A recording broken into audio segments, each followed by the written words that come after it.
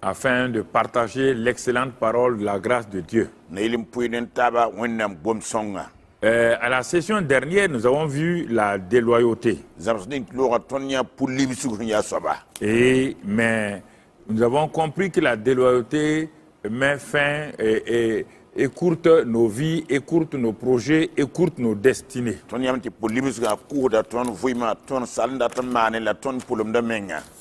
Et c'est pourquoi, pour ne pas rester sur le négatif, nous allons aborder aujourd'hui l'aspect positif qu'on appelle la loyauté.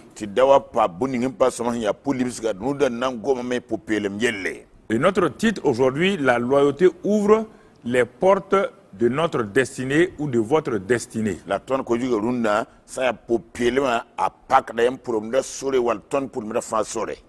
Je dis et je répète, la loyauté ouvre les portes de notre destinée. Mais la déloyauté les ferme et raccourcit nos vies sur terre. Et la déloyauté est dans toutes les sphères de la société. Quand vous parlez de déloyauté, certains croient qu'on les vise, ils sont visés, alors que la déloyauté concerne tout le monde. Dans le monde entier, dès qu'on parle de ça, chacun de nous est concerné dans un aspect de sa vie ou un autre aspect de sa vie.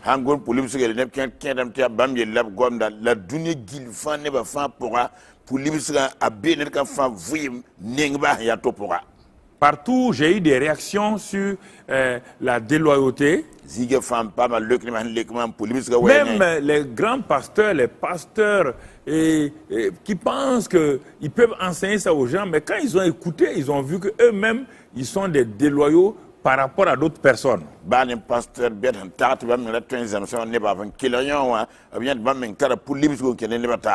Un pasteur pense que ces gens sont déloyaux, mais quand il a écouté le message, il a vu que lui-même il est déloyal par rapport à ses aînés, par rapport à ses pères spirituels.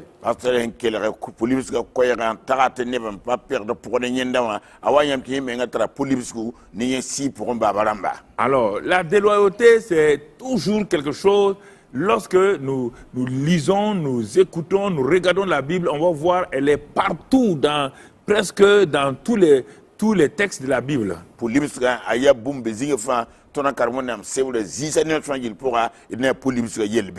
Elle a des formes violentes comme celle d'Absalom. Mais elle a aussi des formes un peu rusées. Les gens peuvent vous appeler oh patron alors qu'ils ne vous aiment pas. Ils sont en train de poser un acte contre vous. Il y a longtemps, au début de l'indépendance, un chef d'état-major qui allait voir un président. Ils sont assis, ils ont causé ensemble. Ils riaient avec le président. Vraiment, ils félicitaient le président. Au bout de leur causerie, il est sorti. Quelque temps plus tard, il est venu renverser le même président. Ça, c'est la déloyauté rusée. Et pour ne pas rester sur le négatif, nous avançons. Et comme je l'ai dit, aujourd'hui, nous voyons la loyauté ouvre les portes de notre destinée. Et c'est important que nous comprenions cela. La loyauté, c'est le chemin par lequel Dieu est à l'aise pour marcher avec nous, pour accomplir notre destinée.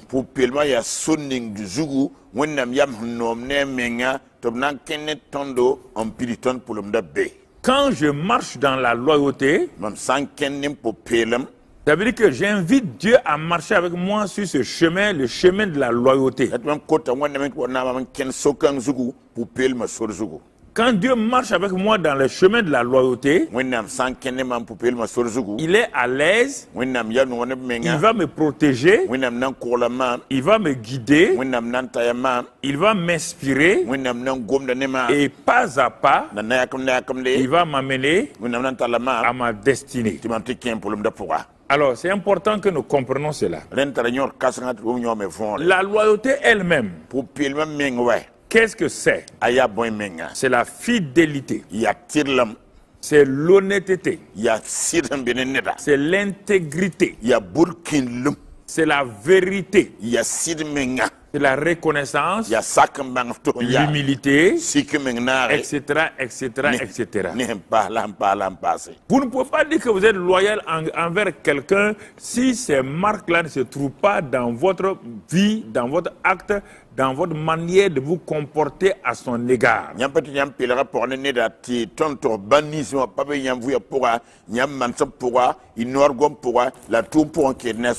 Dans le psaume 89, verset 37, on peut lire. Psaume 89, verset 7. Il est dit comme la lune, il dit la vie, David aura une éternelle durée, le témoin qui dans le ciel est fidèle.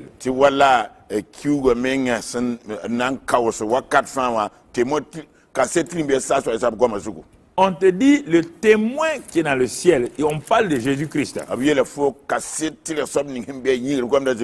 Sur sa vie sur terre, il a été fidèle au Père. Et actuellement, dans sa position auprès du Père, il est toujours resté fidèle. Alors que Lucifer n'est jamais resté fidèle. À cause de sa beauté, il s'est corrompu lui-même et il est devenu Satan. Mais Jésus-Christ est resté fidèle. Fidèle à son caractère, fidèle au Père, fidèle au travail que le Père lui a confié et fidèle à ses disciples avec qui il a marché sur la terre pendant 3 ans et demi. Alors quand on regarde donc la loyauté, Proverbe 20, verset 6, beaucoup de gens proclament leur bonté, mais un homme fidèle, qui le trouvera? Vous voyez en ville, non? Les gens de moi aussi bon, hein? Non, on est bon ici. La bonté, sans la fidélité, c'est égal à la déloyauté. Dans Hébreux 3, verset 15 et verset 2. Hébreux chapitre 3, verset 8. Hébreux 3, verset 2. Jésus qui a été fidèle à celui qui l'a établi. Un deuxième fidèle, comme le fut Moïse dans toute sa maison. On vous montre 2 personnes fidèles ici. Le premier, c'est Jésus. Le second, c'est Moïse. Ils ont été fidèles. Lui, Jésus dans sa maison, et Moïse dans le ministère que Dieu, le Père, lui a confié.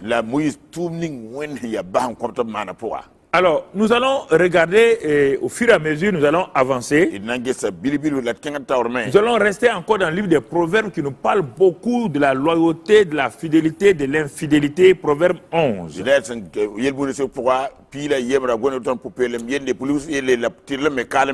Celui qui répand la calomnie dévoile les secrets. Mais celui qui a l'esprit fidèle les garde. Vous voyez ici, on met déloyauté et loyauté ensemble. Premièrement, on dit, celui qui répand les calomnies dévoile les secrets. Ça, c'est l'homme ou la femme déloyal. Quand tu lui confies des secrets, tout le quartier est au courant. C'est un acte de déloyauté. Mais le fidèle, l'homme loyal, la femme loyale, c'est celui qui a l'esprit fidèle et il garde les secrets. Dès qu'on parle de loyauté, on parle de déloyauté. Proverbe 13 et au verset 17. Un envoyé méchant tombe dans le malheur. Mais un messager fidèle apporte la guérison. La kiba kit tire sobni kota watane mare. Quand on vous envoie Abhantum nyamba. d'aller dire ça, Tiam tielwa. si vous commencez à changer les pensées et les paroles de votre envoyeur, Yama sing twem ni hintuma nyama tazo la nora gwam.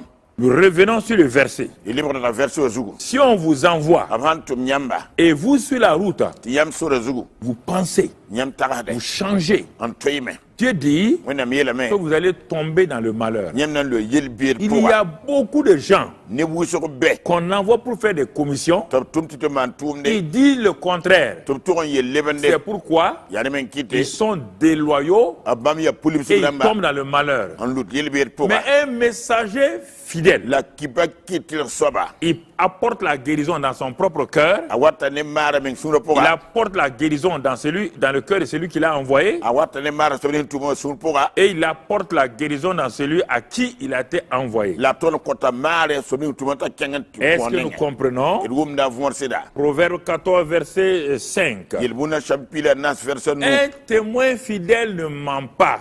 C'est le complément de ce qui a été dit. Ka setir sopa yaga zili. Nyawa lok da tonne zo Mais yela. un faux témoin dit des mensonges. La cassette zili soba ni yaga zili. Au tribunal, Bukor zigi. si vous arrivez et vous faites un faux témoignage, vous dites des mensonges, Yam hanta yaga zili ntos cassette zili. le juge a le pouvoir de vous inculper. Bukor da tara nota nyok nyamba.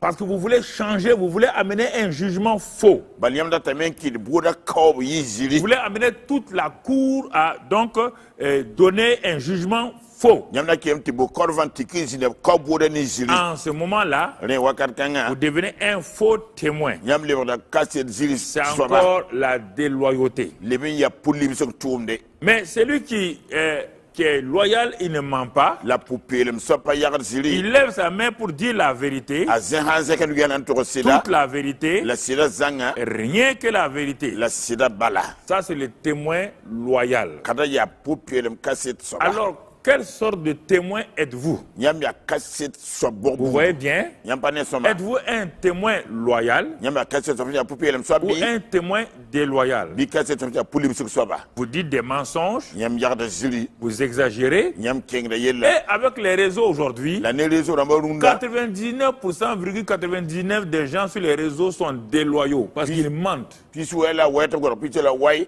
ya pulim sok ramba fa yaga zili. Ils exagèrent. Ab keng da yella pass. Ils veulent noircir le nom des gens, la renommée des gens. Abratan soba ne ba yu la ne ba yu yinera. Ce sont des malhonnêtes et des déloyaux. Ya ne ban pas sidam ne mengen le ban. Lisez les réseaux sociaux. Karmi réseau sur ramba gwamen ges. Et ceux qui ont des plateformes comme ça, qui laissent passer ces choses-là, moi, je doute de leur caractère vraiment d'hommes fiables. On t'a plafond d'un bâtir qui est loin et même semble ne pas menga ya somme montagne.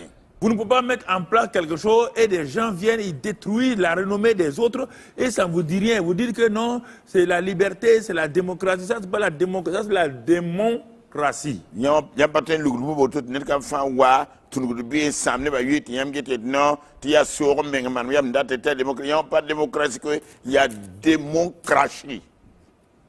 Donc, Proverbe 25. Y'a le bon pisse là, nous. On va avancer, verset 13. Comme la fraîcheur de la neige au temps de la moisson, ainsi est un messager fidèle pour celui qui l'envoie. Il restaure l'âme de son maître. Quand vous avez des envoyés fidèles, loyaux, vous pouvez vous reposer. Votre âme est dans le repos. Quand vous les envoyez, vous savez qu'ils vont reproduire textuellement ce que vous leur avez dit de dire. Et c'est important que nous comprenions toutes ces choses. Proverbe 28 et au verset 20. Un homme fidèle, loyal, est comblé de bénédictions. Ya bark balam pitam pou. Mais celui qui a hâte de s'enrichir ne reste pas impuni. Hinyadan nampam arja tata mengrenda nyenda panda simak. Vous entendez? Iwum name. Un homme loyal Popelem soba. est comblé de bénédictions. Barkam pitam pou. Les bénédictions sont partout dans sa vie. Barka be ziga fan vous manem Vous comprenez? Iwum name. Quand on lui confie un travail, Avant quoi tourne. il fait le travail correctement. Amanda tourne wala yatama. Il fait le travail merveilleux. Amanda tourne nele. Il est dit dans la Bible une parabole qu'un homme, un roi partait en voyage. Il a appelé 3 de ses serviteurs pour leur confier des tâches, pour tester leur fidélité, leur loyauté. Et selon la capacité de chaque travailleur, il dit celui-ci peut gérer 5 villes, par exemple, 5 villes. Ou bien 5 millions.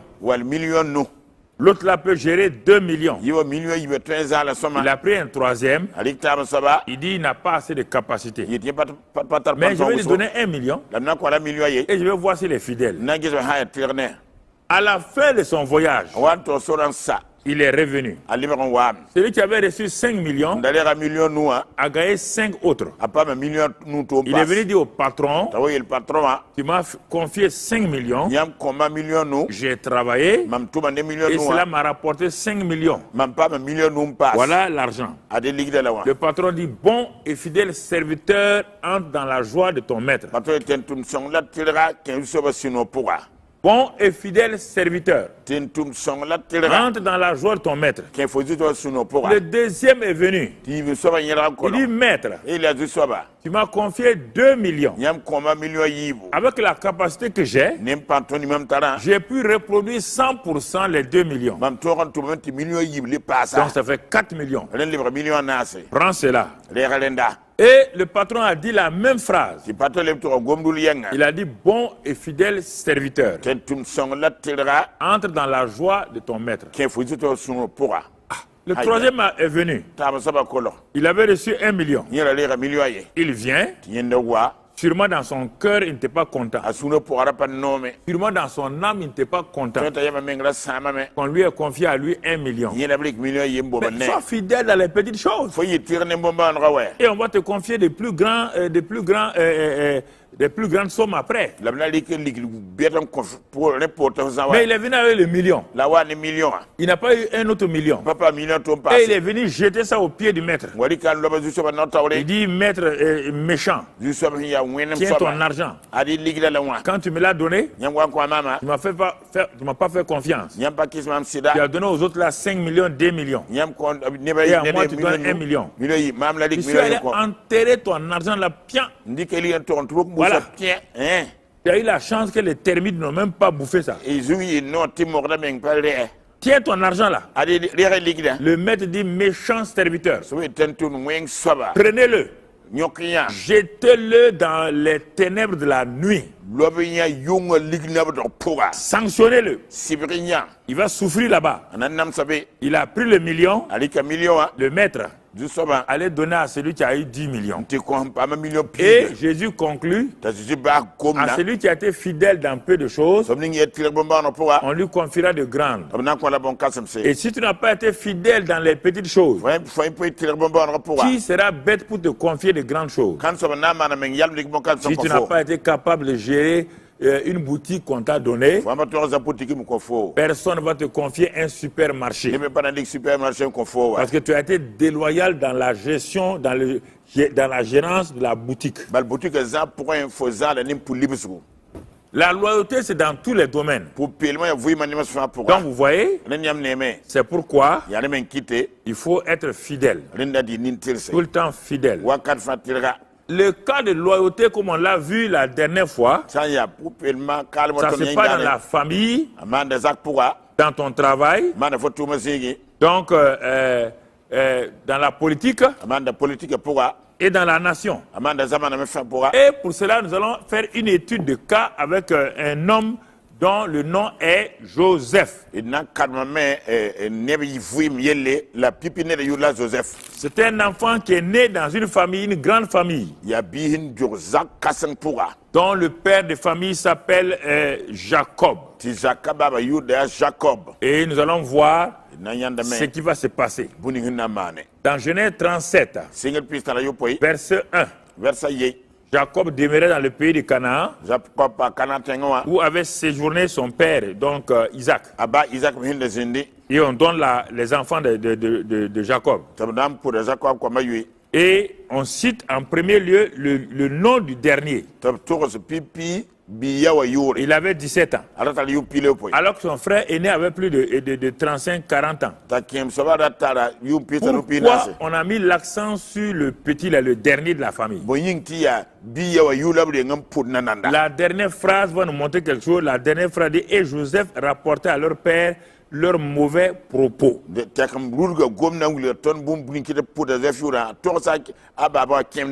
cette grande famille-là, voici le dernier de la famille. Il a regardé son père. Il a dit: c'est mon père. Je vais appliquer la loi de la reconnaissance et la loi de l'honneur. Beaucoup de gens disent aux gens père, père, et ils n'appliquent pas la loi de l'honneur et de la reconnaissance. Derrière leur père, ils s'asseyent, ils critiquent. Ils sont nombreux dans le monde, là, dans tous les ministères, en Afrique, en Europe, partout, ils sont là-bas.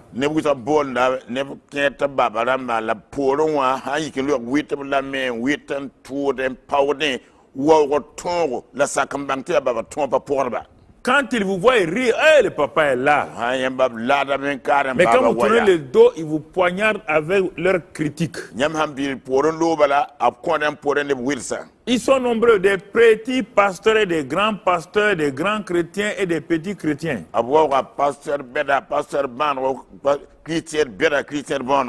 Ils ont pour père Jacob le patriarche, qui les enseignait, qui leur parlait comment se conduire. Dit: oui papa, oui papa. On a entendu, on est d'accord. Mais quand ils sortaient, ils tenaient des mauvais propos derrière leur père. Et le dernier fils appelé Joseph était étonné. Comment pouvez-vous être hypocrite avec votre propre père,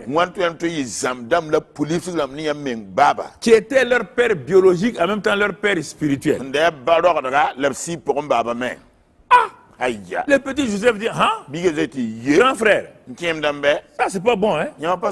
C'est pas une bonne attitude. Et comment je suis fidèle à mon père, quand il vient, il dit: ah, les grands frères là on dit ça. À cause de ça, résultat, Jacob va commencer à s'intéresser à Joseph. Il va commencer à l'aimer il aimait tous les enfants, mais il va commencer à l'aimer particulièrement. À cause de ça, quelque chose va se passer. Il va donner à Joseph une tunique qui revenait au grand frère Ruben. Cette tunique-là était une tunique de marque, pour marquer que vous êtes spécial. Alors, Jacob est parti faire cette tunique-là, et il est venu habiller Joseph avec cette tunique, pour lui montrer que vraiment il honore sa fidélité. Regardez quelque chose. Je vous ai dit que la fidélité, la loyauté, en tout cas, va ouvrir sur le chemin de votre destinée. Dès le moment où le père a mis sur Joseph la tunique là, de plusieurs couleurs, il y aura deux réactions. Les frères vont réagir mal. N'oubliez pas que votre loyauté, même dans votre famille, va vous créer la haine fraternelle. Les deux mots qui ne vont pas ensemble, mais je vais les associer. Haine fraternelle.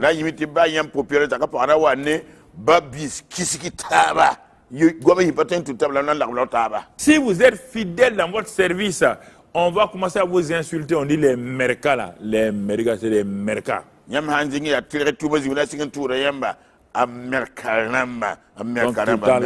et ceux qui sont, ils veulent se faire passer pour des honnêtes, commencent à vous insulter. Vous savez, c'est comme cela. Vous êtes loyal.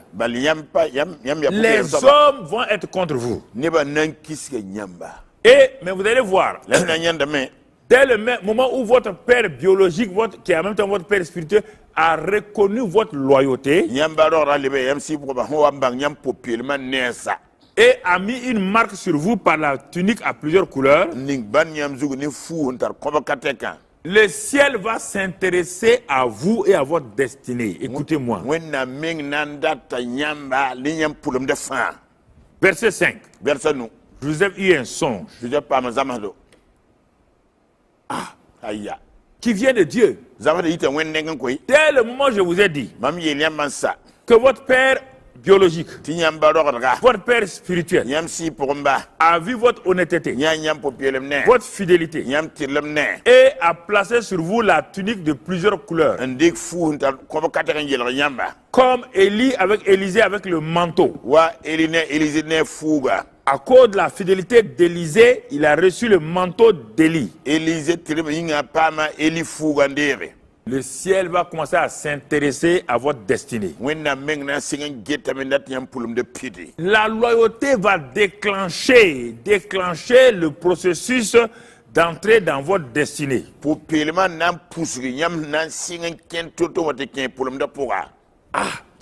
Dans la maison de son père, il a vu des gerbes.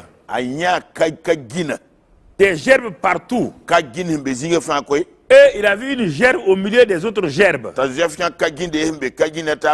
Mais les 11 gerbes qui étaient autour de la gerbe centrale là, se sont prosternés. Donc ces grands frères ont compris que le petit là a une grande destinée. Ils ont dit, donc ça veut dire, nous avons compris, on n'est pas bête. Cela veut dire que tu vas régner sur nous, tu vas nous gouverner. C'est vous qui l'avez dit. Moi, je n'ai rien dit.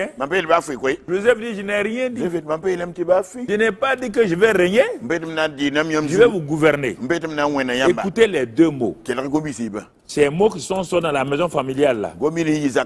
Ça va plus tard, 13 ans plus tard, ce Joseph là va gouverner et régner selon les paroles de leurs frères et ils vont venir se prosterner devant lui comme cela a été dit.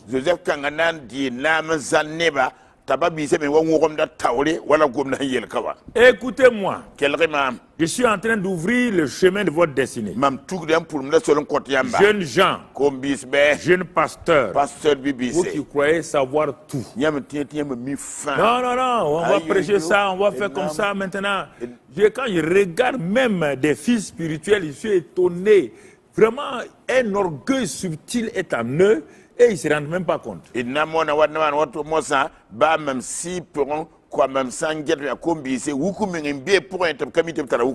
Oui, Dieu m'a parlé. Vous ne pouvez pas dire quelque chose. Ils vont vous dire, mais Dieu aussi m'a parlé.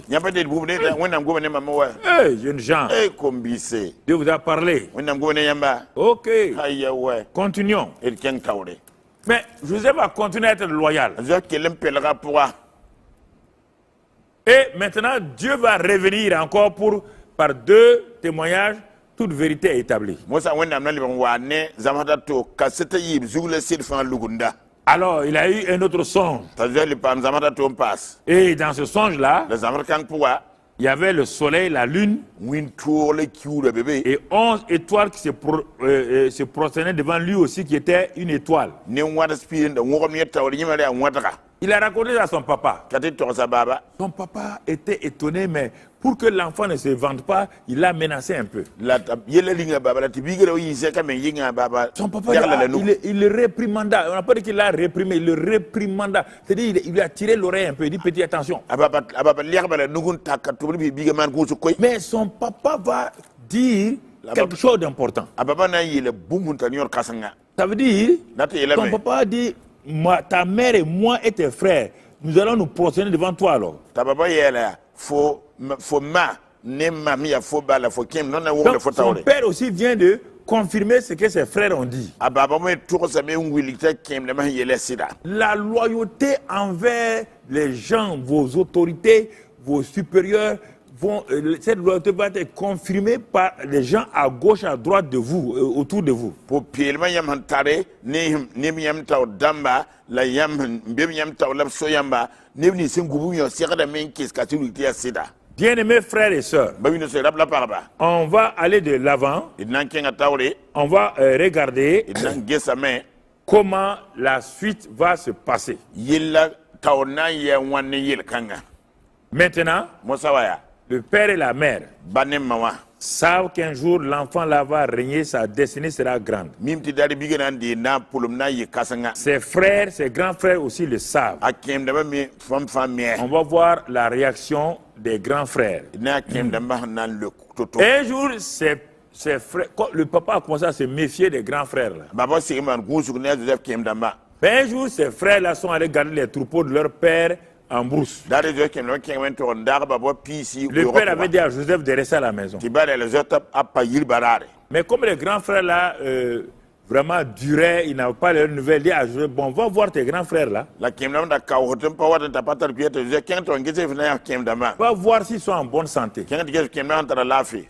Si leur troupeau aussi est en bon état. la room se me hanke ta fa Il lui a donné beaucoup de choses, de la nourriture pour aller apporter. ta kon libo la fanta zante ko kem da Et ma Joseph, dans son innocence, a pris la route pour chercher ses frères. ta Joseph am pa bi ne da rika sura nan gesa kem da ma Parce que la loyauté cherche toujours le bien-être de ses frères et de ses sœurs. pour pelem bout fa nirba da man ba bi ba pour nere Si vous êtes loyal, nyama pour pelem soba vous ne pouvez pas faire du mal aux gens et vous ne pensez pas qu'ils peuvent vous faire du mal. nyam patem man ne wenga yam patasel met ni ba man yam wenga C'est ça qui peut faire du mal aussi à ceux qui sont loyaux là. yari men man pour pelem no men wenga Et quand Joseph les a, on a dit à Joseph où se trouvent ses frères, la bola Joseph kem da man be zininga wa et Joseph a apparu, il était de loin. Joseph da puka ba be zargo Ses frères ont regardé, ils ont vu, ils ont dit c'est Joseph. kem da ba gesa met ah ya Joseph Qu'est-ce qu'ils ont dit? mais la biele Au verset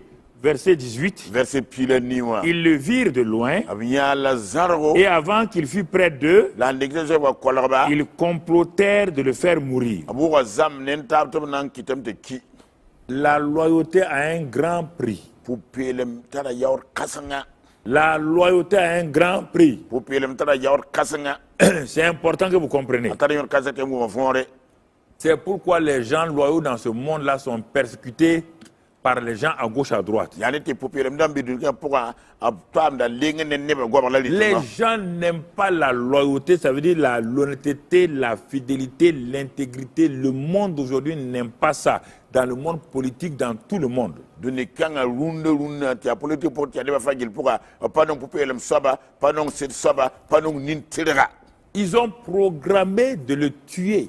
a kem da ma sek la met na na ta ban ko kana Qui? kanda Ses propres frères, a Joseph kem da ba de menga même sang. zima yen C'est kwaba pourquoi il y a des crimes familiaux, yani ti zakatu ne ko taba crimes politiques, yani politique pour ne ko taba crimes dans le milieu des business yani ti affaire pour ne ba ko et taba des crimes religieux. le din de ba pour ne ko Vous taba entendez? i wum na me Je vous parle sérieusement. gum nem sura fa L'honnêteté, votre honnêteté, yam pour pelema votre loyauté, yam pilere pour il faut demander à Dieu de vous garder. rinde kote wonna men goya De vous garder. ti wonna gui koy Car vous aurez pour ennemis les gens de votre maison. bal yam zakat ne bane yam be Mais un des frères a dit, quand même, c'est pas bon de tuer notre frère de même sang. la zo kemete ah parce que tan cour sa bige ne zime ne tondo Bon, ils ont dit, bon, si c'est ça, on va les mettre dans un puits. tu veux hade nan do bulu mo poa Deuxième prix.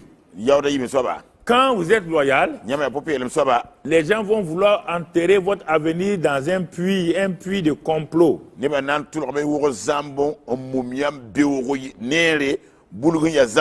Si on vous met dans un puits, comment votre destinée va se passer? Les gens veulent arrêter votre destinée. Et à cause de cela, ils l'ont mis dans un puits. Mais ils ont oublié que eux-mêmes ils ont dit, tu régneras sur nous, tu vas nous gouverner. Ils ont oublié que leur père spirituel et physique leur a dit, on va se prosterner devant toi.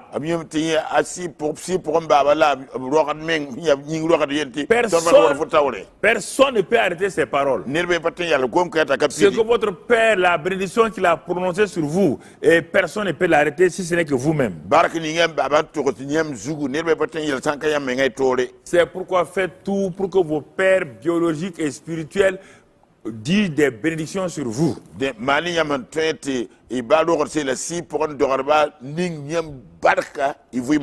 les laissez pas être énervés contre vous. En Inde, il y avait un grand pasteur qui avait adopté un orphelin et qui était en même temps un orphelin lépreux. Il a vraiment aidé, il a pris comme un de ses enfants. Il l'a soigné jusque la lèpre de l'enfant est presque partie.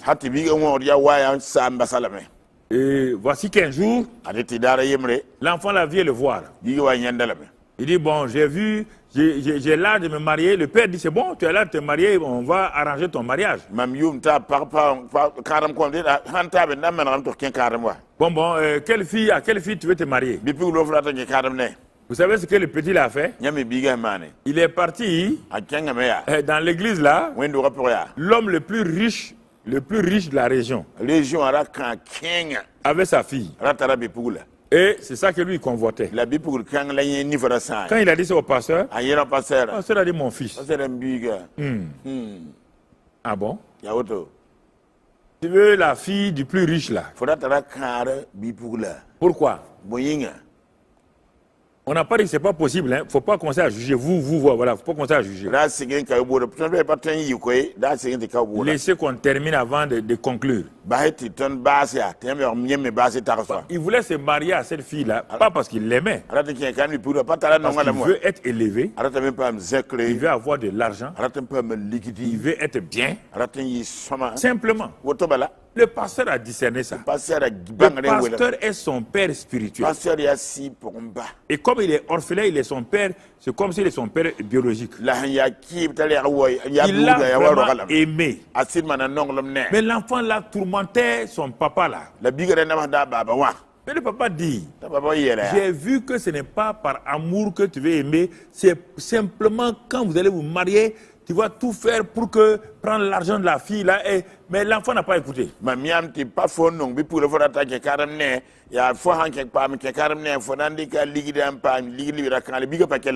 Il a continué à murmurer, à parler. Ouais, les gens, quand vous les aidez, les jours que vous n'allez pas pouvoir les aider, ils commencent à vous critiquer. Et un autre jour, il est venu. Mais un peu comme en colère. Avec un esprit d'orgueil. Il dit, il faut me donner la fille là. Fais tout pour me donner la fille là.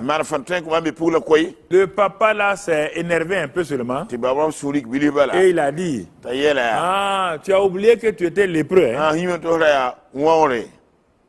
Quand il a dit ça, le lendemain, la lèpre de l'enfant est revenue. La bouche d'un papa spirituel, d'un papa biologique, jeune gens, jeune prédicateur. Quand je dis ça, le pasteur parle à qui? Je ne parle à personne et je parle à tout le monde. Voilà, même toi. Il ne faut pas fatiguer les gens après envoyer des SMS pour dire que le pasteur parle de qui. Je parle de toi-même. Voilà, toi qui es assis là, je parle de toi. Voilà. Donc, c'est la même chose. On veut enseigner tout le monde, toi tu es là à chercher à qui on parle. Donc tu vois, l'enfant est devenu lépreux. Mais c'est en ce moment que le pasteur a su que sa bouche est dangereuse. Des choses importantes. Joseph est dans le puits. Il ne critique pas ses frères. Il prie pour eux. Et comme il sait que la vision que Dieu lui a donnée s'accomplira, il est resté calme. Ne vous en prenez pas aux gens quand ils se lèvent contre vous. Quand les gens ne vous aiment pas, apparemment entre guillemets, quand les gens vous critiquent, ne vous levez pas contre eux. La Bible dit bénissez, ne maudissez pas. Quand il a fait ça, un jour ils ont été eux-mêmes convaincus de péché. Ils ont enlevé Joseph. Mais ils ont dit on ne va pas le ramener à la maison. On va enlever ses habits, sa tunique là. Comme c'est la tunique là avec laquelle il doit régner, on va enlever la tunique là. Tu es un animal, mets-tu la tunique là, allez dire à notre papa, ah c'est fini hein, ton fils de destinée là, c'est fini pour lui, il est mort, il n'y a plus de destinée. Eh mais on va le vendre. Quand on va le vendre, nous allons l'éloigner de son lieu de destinée, de règne et de gouvernorat. Mais il ne savait pas qu'en vendant Joseph, est-ce que vous entendez? Il ne savait pas qu'en vendant Joseph, ils étaient en train d'amener Joseph proche de son lieu de règne et de gouverneur. Ils l'ont vendu à un Égyptien appelé Potiphar. Et c'est le bras droit de Pharaon. Vous voyez, quand vos ennemis sont contre vous, ils vous poussent même à entrer dans votre destinée pas à pas. Dans la maison de Potiphar, le bras droit de Pharaon. Vous savez qu'on dit que celui-ci est le bras droit d'un président, d'un roi. C'était un homme important, un mogo puissant.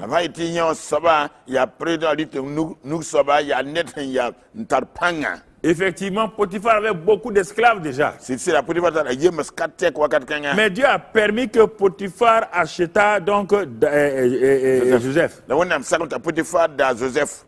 C'est le plan de Dieu comme ça. Les gens veulent te faire du mal, tes frères, et Dieu va ouvrir toujours le chemin. Il entre dans la maison de Potiphar.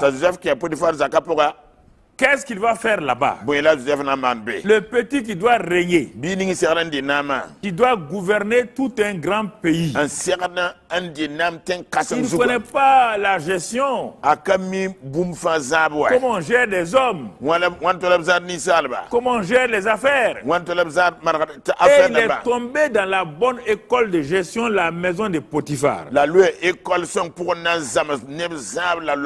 Potiphar avait une affaire qu'on appelle les affaires Potiphar et fils. Dès que Joseph a mis pied chez Potiphar dans Genèse 39, verset 2, l'Éternel fut avec lui. Et la prospérité l'accompagnant. Quand vous êtes loyal, même esclave, Dieu est avec vous. Dieu vous fait prospérer dans chaque domaine. Domaine spirituel, domaine physique de santé, domaine matériel. Il est entré chez Potiphar sans un sou, sans argent. Mais le fait que Dieu soit avec lui, les affaires de Potiphar, verset 3, son maître vit que l'Éternel était avec Joseph et que l'Éternel faisait prospérer entre ses mains tout ce qu'il entreprenait. La loi de la loyauté.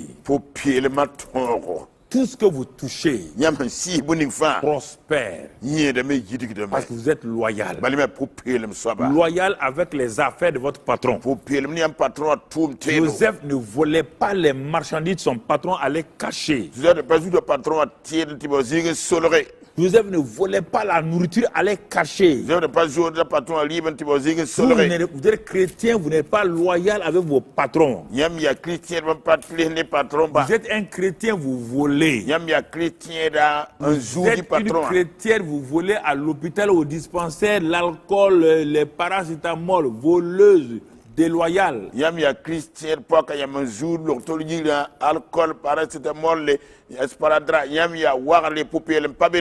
Non. À cause de ça, tout ce que vous entreprenez à la maison maintenant ne marche pas. Votre vie même ne marche pas. Joseph, son chef l'a regardé. Il faut faire attention aux esclaves. Comme ils sont esclaves là, ils sont méchants. Mais quand il a regardé Joseph, un jour, un mois, 2 mois, 3 mois, il a vu que tout ce que Joseph entreprenait, ce qu'on lui confiait, il avait du succès. Le mec dit, comme c'est un juif là, son Dieu est avec lui. Moi, mes dieux d'Égypte là n'ont pas pu me faire prospérer. Mais le petit esclave là, il est venu avec son Dieu là. Me voilà en train de prospérer. Et rien ne se perd. Quand je fais les comptes, tout est complet. Verset 4. Joseph trouva grâce aux yeux de son maître, qui l'employa à son service. Il est passé d'esclave, il va devenir maintenant employé royal.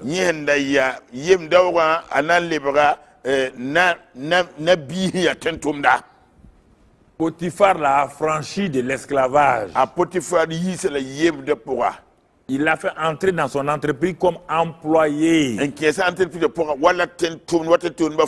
C'est ça les bénéfices de la loyauté. Vous entendez? Vous qui êtes en contact avec nous, si vous n'êtes pas loyal avec vos frères, avec vos patrons, avec vos pères spirituels, vous pouvez entreprendre des choses, ça n'ira pas loin. Ça va marcher à un moment donné, mais ça va capoter. Il l'a établi sur sa maison, sur son service, et lui confia tout ce qu'il possédait. Regardez le progrès de Joseph. Employé. Vous entendez? Concierge de maison. Et ensuite directeur général des affaires Potiphar et fils. Confiez tout. Ce n'est pas fini. La loyauté va propulser Joseph dans la maison de Potiphar. Dès que Potiphar lui établit sur sa maison et sur tout ce qu'il possédait, l'Éternel bénit la maison de l'Égyptien.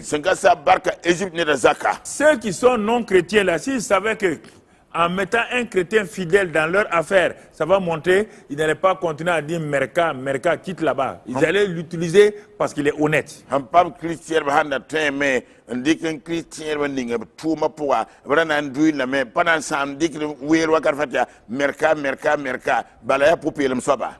Il dit la bénédiction de l'Éternel était sur tout.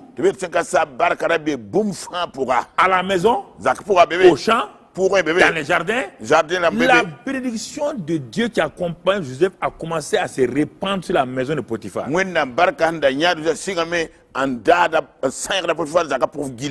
Potiphar dit, hein? Ça c'est quelqu'un ça.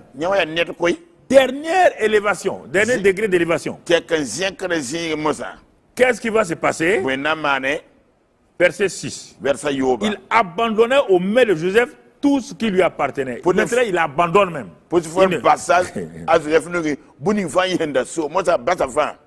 Et il n'y avait avec lui, avec Joseph, d'autres soins que celui de prendre sa nourriture. Joseph est devenu le partenaire de Potiphar. Il mangeait sur la table, ils mangeaient ensemble face à face. Vous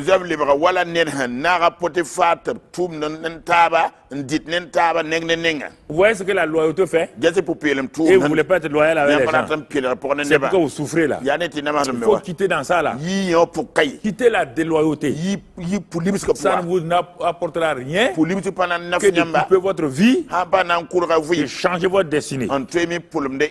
Le chemin de la destinée, c'est ce que je vous décris. Il n'y a pas un autre chemin. Aucun pasteur ne peut montrer votre destinée. S'il dit qu'il peut, il ment. Un escroc. C'est vous qui devez marcher sur le chemin de votre destinée dans la loyauté. Dernière phrase de ce verset 6. Or, Joseph était beau de taille et beau de figure. Lucifer était beau. Absalom était beau. Joseph était beau. Les deux premiers ont échoué. Est-ce que la beauté de Joseph va le faire échouer,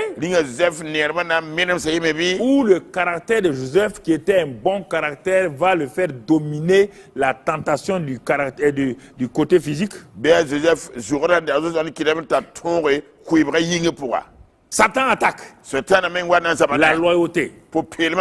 C'est un autre prix à payer. Les tentations vont venir.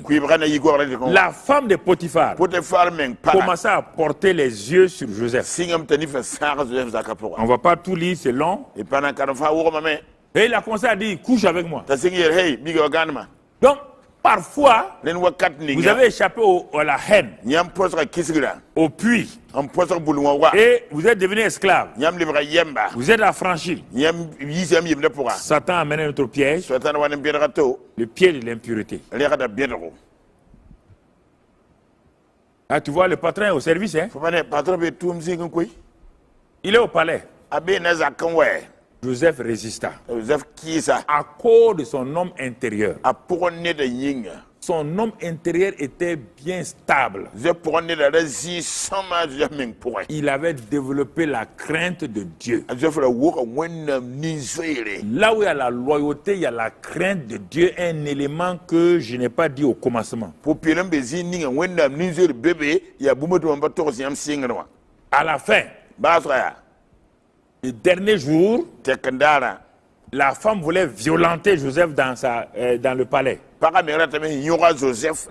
Joseph a préféré courir, laisser sa couverture. Elle a tenu la couverture de Joseph dans la main. Il dit, vous voyez la couverture de l'homme là? Vous le connaissez, non? Mais c'est la couverture de Joseph. Qu'est-ce que ça vient faire dans la main de la femme de Potiphar? Voilà. Vous amenez des gens ici. Mon mari est aveugle, il dit qu'il est loyal, il est loyal. Voilà ce qu'il est venu faire. Et vous savez, quand les femmes sont comme ça, là, elles vont convaincre même le diable.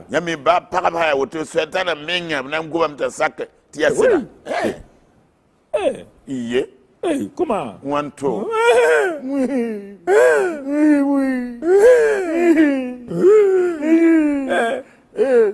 Les maris. Marie, il y a quoi? Il n'y a pas Joseph, non? Pas Joseph, là. Joseph. Qu'est-ce que Joseph va faire? Voilà ce qu'il voulait faire. Le mari dit, ah bon? Parce qu'aucun mari ne va accepter ça. Il dit, ah bon? Il appelle Joseph. Mais Potiphar n'était pas convaincu. Il ne peut pas dire que sa femme la ment. Sinon, c'est problème dans la maison. C'est problème dans la maison. Bon, il dit, bon, Joseph. Bon, tu as été vraiment Potiphar, tu as fait du bon travail pour moi. Mais là que tu as posé là, c'est pas bon. Bon, je ne sais pas, hein. Qu'est-ce qui t'a pris? Je suis obligé de t'envoyer en prison. Potiphar n'était pas content. Mais il arrive en prison. Il appelle comment on appelle les gérants de la prison là. Les régisseurs. Il dit voilà, le petit là, je viens le mettre en prison. Il n'a pas besoin de savoir pourquoi.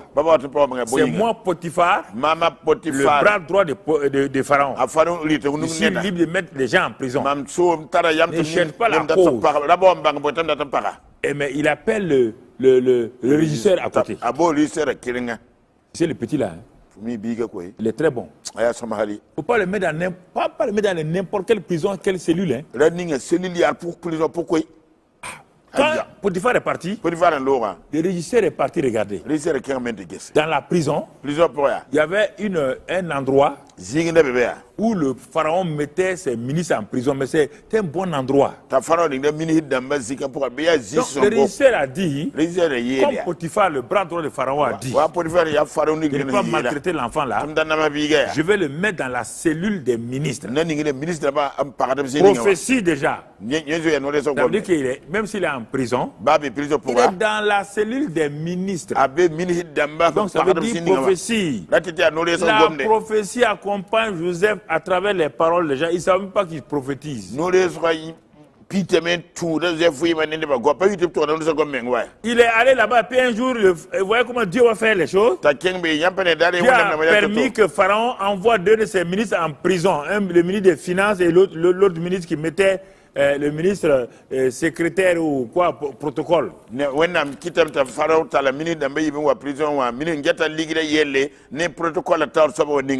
Si Joseph était dans la cellule des pauvres, il n'allait pas voir les ministres là.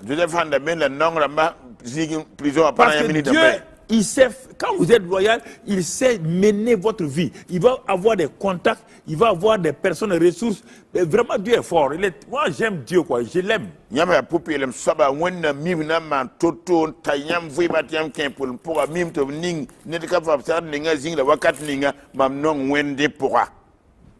Donc, quand Joseph les a vus, dit, mais vous là, il y a quoi? Il dit, mais ce pharaon, ça maintenant c'est foutu pour nous. Quand Pharaon sanctionne comme ça, on ne peut plus, c'est fini. Joseph dit, ah bon, je vais prier. Il prie, il a eu une révélation. Il dit, toi là, dans 3 jours, il va repartir voir Pharaon. Ah, mais toi, vraiment, c'est pas bon. Dans 3 jours, toi, tu seras pendu. C'est arrivé. Alors, le ministre à qui Pharaon a dit, Joseph a dit, tu seras élevé là. Joseph lui dit, n'oublie pas, hein, quand vous faites du bien là, vous avez la mémoire courte là. Il ne faut pas m'oublier. Tu entends? Le ministre dit, c'est comme ça les gens. Quand vous les faites du bien, ils vont jurer. Ils vont jurer par le tombeau de leur mère. Pour vous dire qu'ils ne vont pas vous oublier. Il arrive au palais. Dès qu'il a été élevé, il a champagne. Fête. Il a oublié Joseph pendant 2 ans. C'est pourquoi les gens vous ont oublié. Il ne faut pas vous fâcher. Les gens à qui vous avez fait du bien, ils vous ont oublié. Ils ne viennent pas chez vous. 1er janvier, ils ne viennent pas. Noël, ils ne viennent pas. Pâques, ils ne viennent pas. Indépendant, tcha-tcha, ils ne viennent pas. Ils vous ont oublié. Ils ne vous téléphonent pas. Vous ne les intéressez plus. C'est comme ça. Le prince de Machiavel. Le prince de Machiavel. C'est ça. Mais là, en réalité, Dieu ne voulait pas qu'un homme élève Joseph.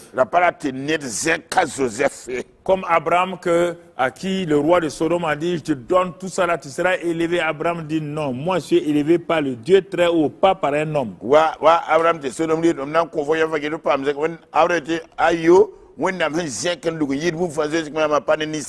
Parfois, vous ne comprenez pas ça. Ceux que Dieu vous a utilisés pour élever là, ne les laissez pas vous élever, sinon vous devenez leur esclave. Vous ne pouvez plus rien faire.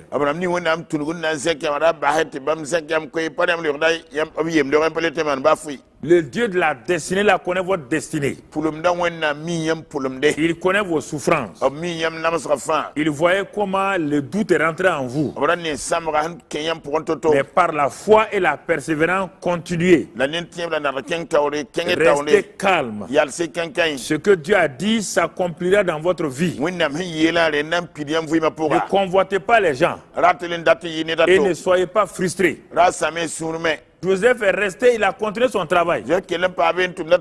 Comme si rien n'était. Il a continué à être heureux avec les gens, à bénir les prisonniers, à prier pour les prisonniers. 2 ans après, Pharaon a eu un rêve terrible. Un rêve terrible qu'il a troublé. Il a vu 7 vaches. 7 vaches grasses. Et avec des champs bien beaux. Après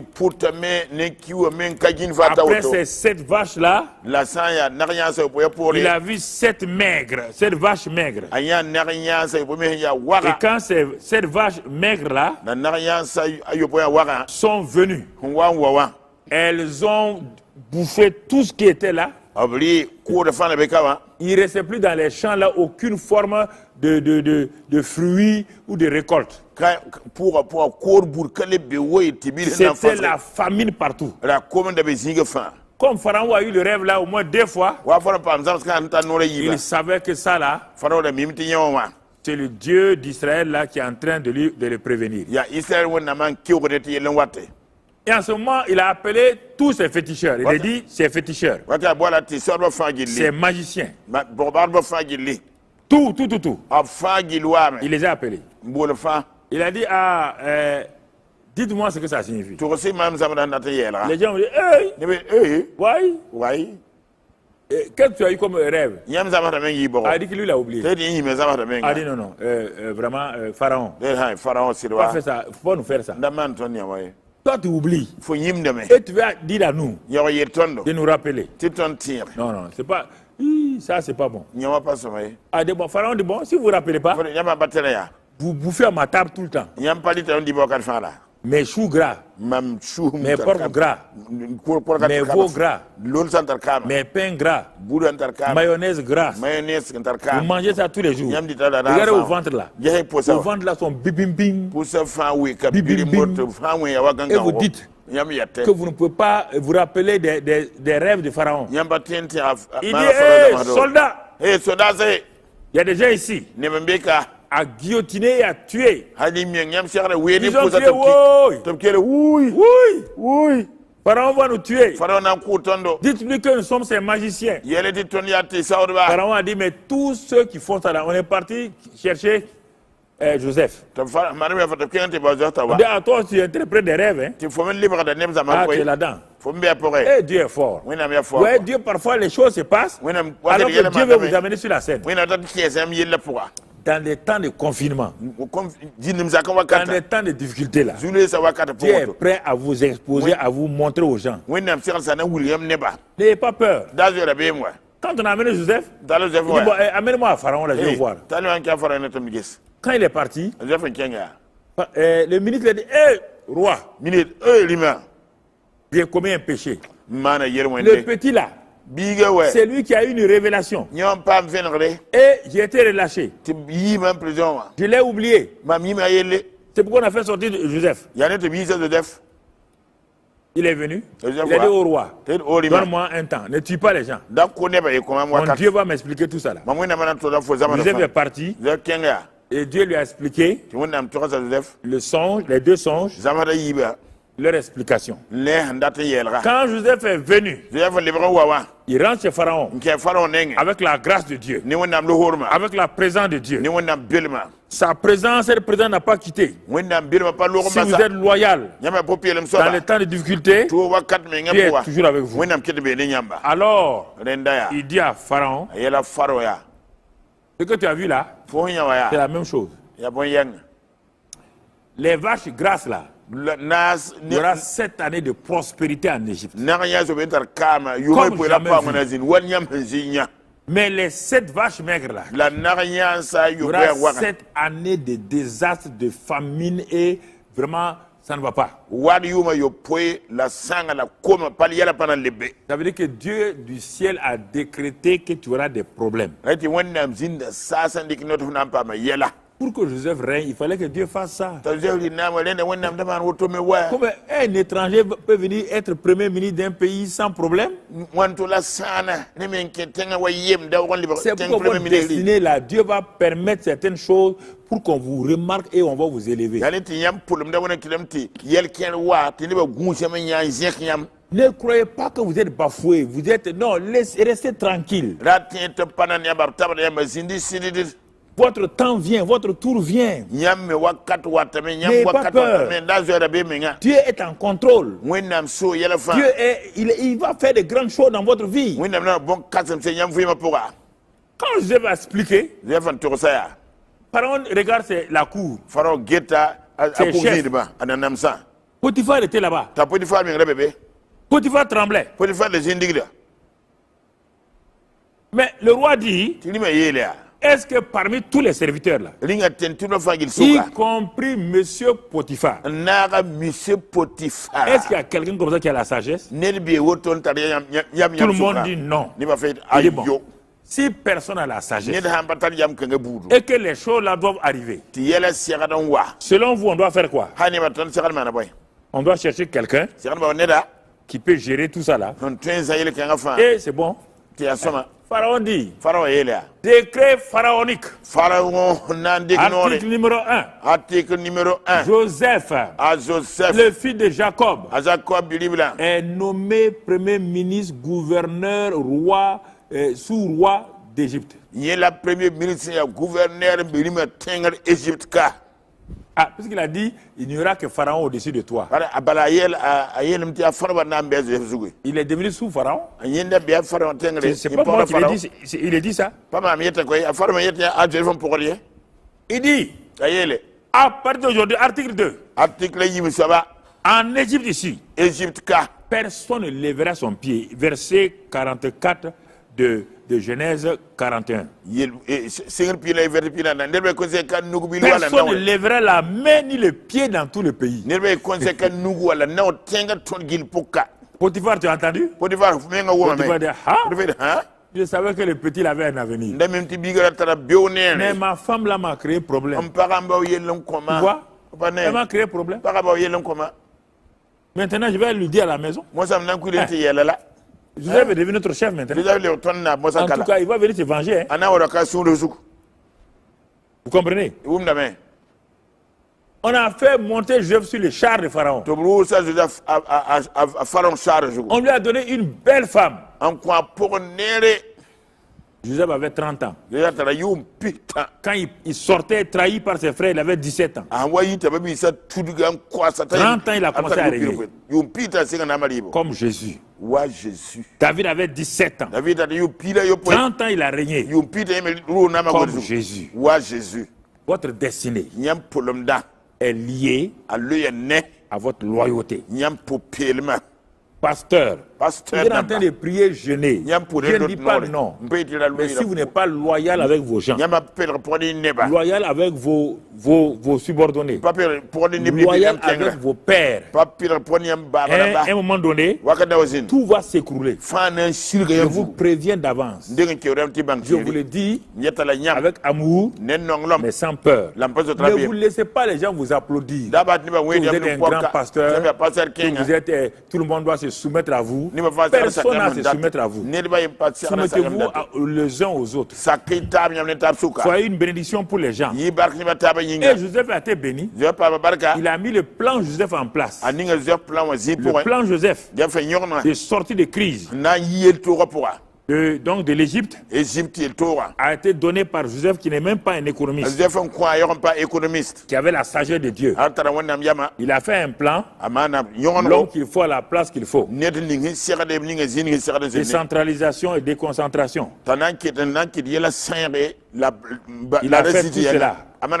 Il a rapproché la nourriture de ceux qui avaient faim. Il a appliqué un taux d'épargne de plus de 30%. La propension marginale à épargner était plus forte que la propension marginale à consommer. Ça, c'est preuve technique. On continue.